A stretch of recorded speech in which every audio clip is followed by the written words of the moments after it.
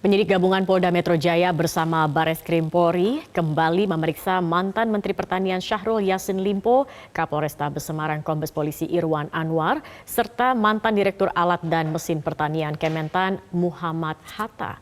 Ketiganya dimintai keterangan untuk kasus dugaan pemerasan Ketua KPK Firly Bahuri. Apakah pemeriksaan SYL hari ini semakin menguatkan potensi penetapan Firly Bahuri sebagai tersangka dugaan pemerasan?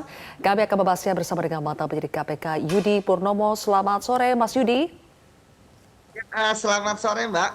Baik, Mas Yudi, setelah penggeledahan rumah Firly, kemudian hari ini penyidik memeriksa SYL, Kombes Irwan dan juga Muhammad Hatta, apakah proses penyidikan di kepolisian makin kelihatan akan berujung pada penetapan Firly sebagai tersangka?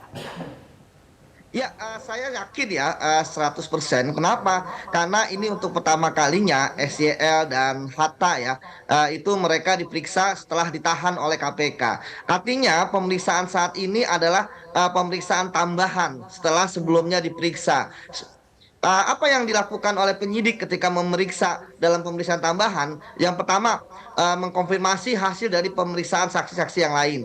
Yang kedua, memperkuat kronologis, memperkuat analisis yuridis ya terkait dengan kasus dugaan pemerasan dilakukan oleh pimpinan KPK.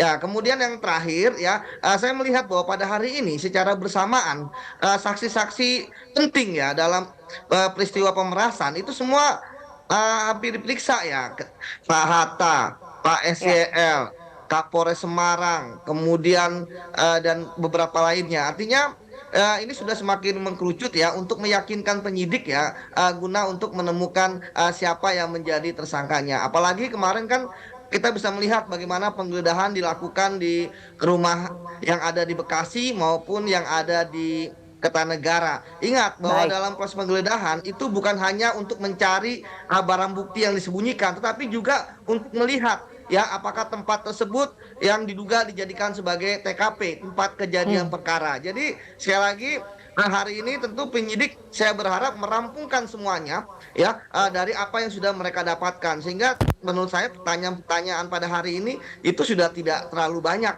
seperti itu. Oke, baik. Jadi kalau Anda melihat dari mulai penggeledahan, kemudian pemanggilan saksi penting, artinya proses penyidikan ini sudah berjalan cukup cepat begitu, ataupun juga sudah tepat? Atau Anda melihatnya polisi masih berhati-hati dalam penyidikan ini? Ya, kalau saya lihat bukan sekedar hati-hati ya, tetapi mengikuti semua proses yang ada di KUHP, kemudian aturan-aturan yang lain, misalnya putusan MK ketika seorang calon tersangka harus dipanggil sebagai saksi, seperti itu. Kenapa? Mungkin penyidik bisa melakukan ini ya, diskresi dan sebagainya, tapi saya melihat bahwa ini kan seperti yang selalu saya utarakan, bahwa ini kan high profile gitu ya, ketua KPK gitu kan, jangan sampai ada proses-proses yang menjadi titik lemah. Kita tahu bahwa saat ini yang bersangkutan pun juga dalam tanda kutip agak melakukan perlawanan ya, misalnya ke Dewas saja nggak datang, pemeriksaan pertama nggak datang, kemudian statement ke media gitu ya untuk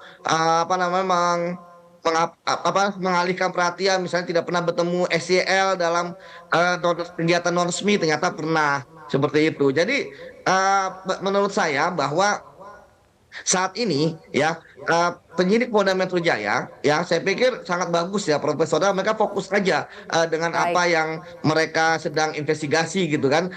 Jadi apapun bantahan-bantahan yang disampaikan oleh Firly Bahuri di media dan sebagainya itu tidak terpengaruh. Sama seperti misalnya rumah yang di Kertanegara gitu ya, bagaimana penyidik tetap menggeledah gitu kan, walaupun dikatakan bahwa itu sewa dari uang sendiri gitu kan, kemudian itu hanya untuk istirahat, tapi kan nggak jadi masalah bahwa Mas Yudi. ya sebenarnya saya berharap sebenarnya Pak Firly itu jujur ya semuanya ya, terbuka saja gitu kan, karena kan penyidik juga mendapatkan keterangan atau informasi atau fakta kan bukan hanya dari satu saksi tapi dari beberapa saksi dan barang bukti yang didapatkan. Kalau begitu itu, Mas Yudi, kalau kita lihat saksi-saksi kunci sudah diperiksa, penggeledahan sudah dilakukan, Firly juga sudah diperiksa, apalagi yang mesti ditunggu penyidik untuk menyimpulkan atau menetapkan tersangka? Apakah mungkin karena alat bukti masih kurang?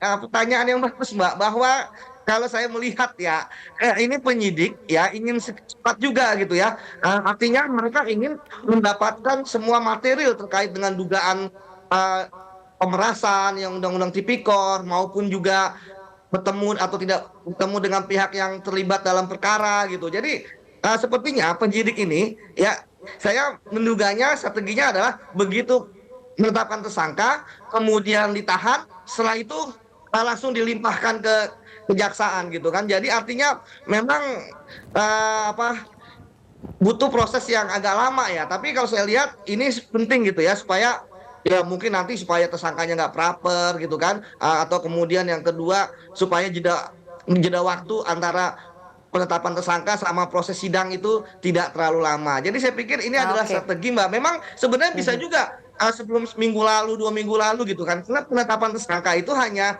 berdasarkan 2 alat bukti yang cukup gitu ya. Ya. Tetapi saya melihat bahwa ini adalah bagian dari strategi oleh penyidik bahwa ketika mereka menetapkan tersangka, mereka akan langsung melimpahkan. Seperti itu Mbak. Baik, oke. Terima kasih mantan penyidik KPK Yudi Purnomo sudah bergabung bersama kami di Prime Time News hari ini. Jelajahi cara baru mendapatkan informasi. Download Metro TV Extend sekarang.